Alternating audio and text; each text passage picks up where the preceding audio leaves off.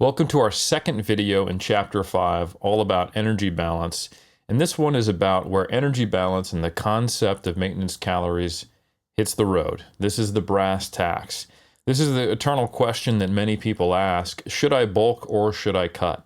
And we're going to tackle that from a holistic perspective and help you make the right decision of, are you ready to jump into a bulk or a cut? Do you have the skills in place? And then if you do, which decision should you make and why? Or more importantly, or better framed, what tools and what skills do you need? And what information should you use to inform the decision of what you should do with your nutrition? Whether you should be in a gaining phase, a cutting phase, or perhaps a maintenance phase. So as I explained, there are basically two things to consider here. What might be theoretically optimal in terms of your decision of what to do nutritionally and how to change or not change your body composition? And then secondly, are you ready to do it? And after this video, you'll understand the answer to both of those questions and you'll be better informed to make the right call. First off, it's not quite as simple as if I'm high in body fat, I should cut, and if I'm not, I should bulk. Despite the fact that someone might have obesity or be very high in body fat and be taking this course or getting into lifting, I actually don't recommend that they cut simply because they're high in body fat. Jumping right into a cut without necessarily having the nutritional skills and lifestyle changes in place is often a recipe for recidivism or unable to adhere long term and regaining weight, which can harm your self-efficacy and make it more likely that you won't reach your goals and may even stop lifting altogether. When someone first starts lifting weights and getting serious about the weight training side of their bodybuilding journey, they're going to experience a lot of positive benefits. Simply lifting weights for the first time is going to cause body recomposition. You're going to gain muscle, you'll probably lose a little bit of body fat, you're going to gain other forms of lean mass like bone mineral density, and you're going to see metabolic health improve. You're going to see your overall health and even your satiety regulation move you towards a change in body fat that'll be quite favorable without necessarily having to go through a purposeful cut. Even if you don't lose any body fat, but your lean mass increases, your body fat percentage will have actually gone down. If you put on 10 pounds of muscle over 6 months and you don't lose any body fat, you're going to find that your body fat percentage is lower simply because the same amount of fat mass with more lean mass means a smaller proportion of your body is actually fat mass. Also, as you gain muscle, that muscle actively requires nutrition. It acts as a metabolic sink, if you will, which can improve glucose control, improve your blood work, and generally move you towards better metabolic health, simply having more active tissue on your body, which you're now using regularly when you weight train. It's going to take you months to become a master of the resistance training movements you're doing, and it's going to take you even longer to really build some solid muscle. Over this initial newbie phase of lifting, you're going to make great gains. You're going to see your performance improve, your fitness improve, your satiety become more regulated, your metabolic health improve, and yes, you will see, without really trying to do anything with your nutrition, your body composition improve as you gain muscle. But during this phase, you can also use a lot of the techniques, mental strategies, and mental models that we've discussed in prior chapters to make simple qualitative changes to your diet and lifestyle, like getting more steps in, consuming more fruits and vegetables, consuming a fixed number of meals throughout the day that have a lean protein source, a fruit and vegetable, and some type of moderate to low-fat carbohydrate source. You can just simply make these qualitative changes to your diet and change your habits, change what you buy in the grocery store, and potentially not actually purposefully cut, but just track to monitor or track to learn like we've discussed, and learn how to manage portion sizes visually, or what the athlete's plate looks like, up to this point, while you're also learning how to master resistance training and build muscle. All of this can occur in the background or quite purposefully while you're not even focusing on trying to do a cut or trying to reduce your body fat. And this will all set the stage for success. So even if you are very high in body fat, just simply engaging in these qualitative, habit-based changes to your nutrition and lifestyle while getting very serious about your weight training is going to set the stage for success. And I would argue you'd be more likely to achieve your long-term body composition results doing this rather than immediately jumping into a drastic cut, looking up your macros, trying to track, and also finding that that's a huge change to your habits all at once, along with also getting into the gym.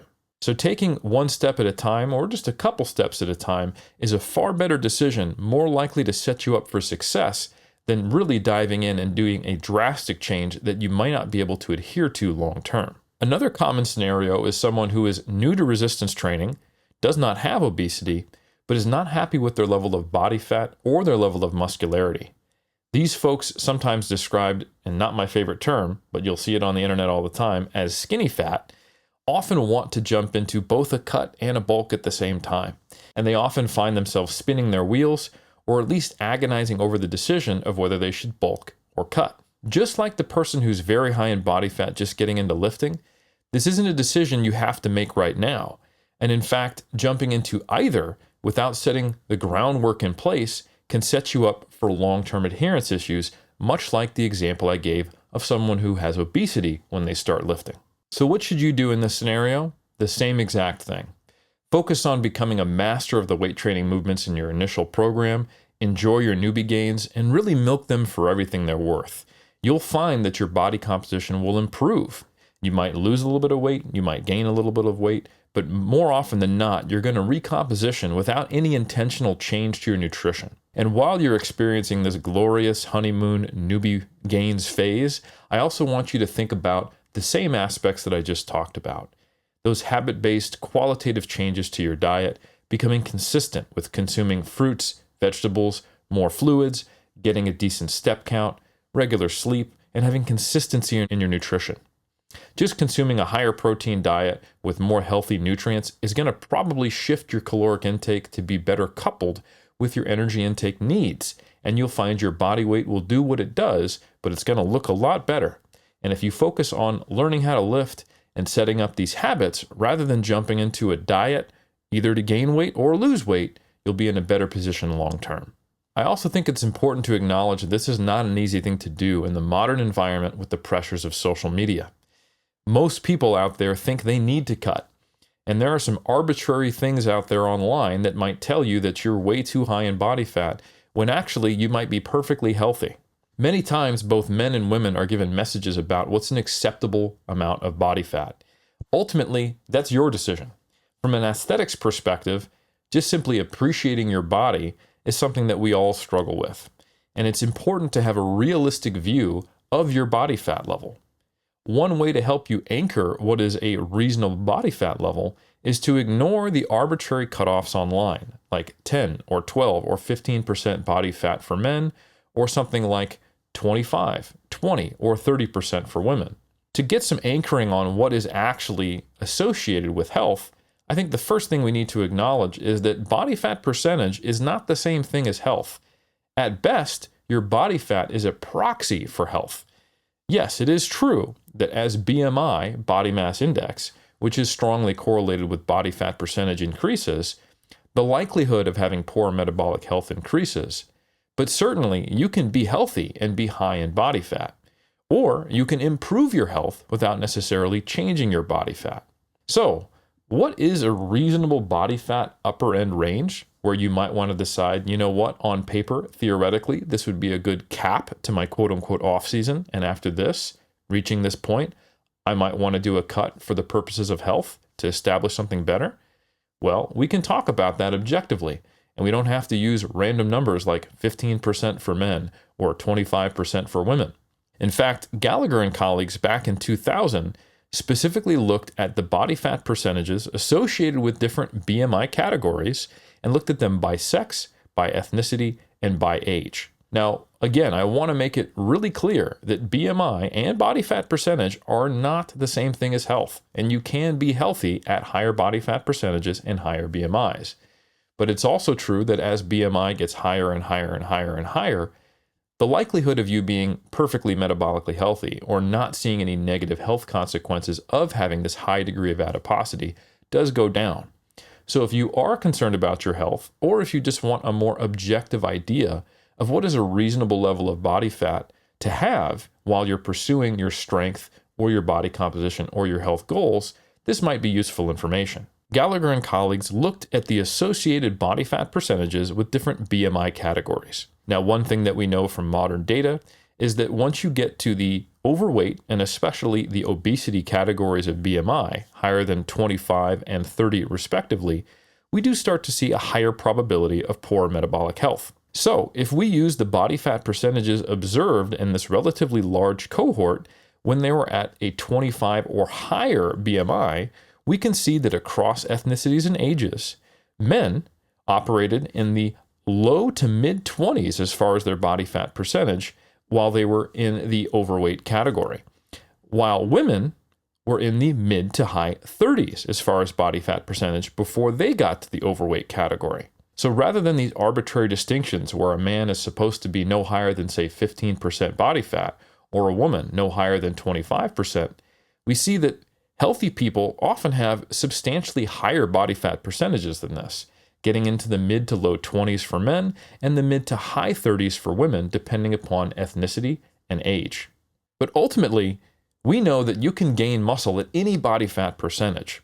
Some of the information out there on the internet about P ratios is actually not proven empirically by the data. Indeed, we see that individuals who participate in resistance training at all body fat percentages benefit from resistance training, have no trouble gaining lean body mass or strength. So regardless of whether you're high or low in body fat, you could put on muscle right now. And if that was your goal, more power to you. You don't have to decide to cut just because you're high in body fat. You need to decide, what am I personally comfortable with as far as my own body aesthetic? No one here can tell you what you should look like. But if you want to become more muscular, then we have provided the information for you to do that. And if you want to be more healthy, I can give you some reasonable cutoffs to where you might expect the probability of your health being poorer are at. So, if you want to think about what is a higher upper end threshold for body fat percentage, somewhere in the mid 20s for men and somewhere in the high 30s for women, that might be where you'd decide, you know what, if I have all these other things in place, if I'm ready to manipulate my food, start tracking, and get into a deficit, okay, that might be where I put the cap on my bulk. But certainly it's up to you. I'm not here to judge you. I certainly don't think you should judge yourself. I just want you to have the best information so you can move forward, deciding, am I ready to go on a cut or bulk?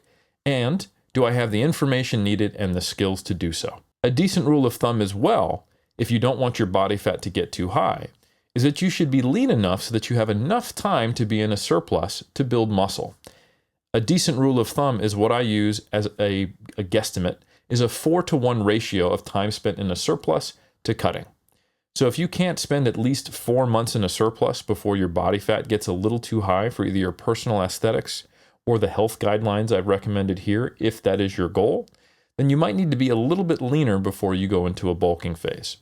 So that 4-to-1 ratio, it might look like this.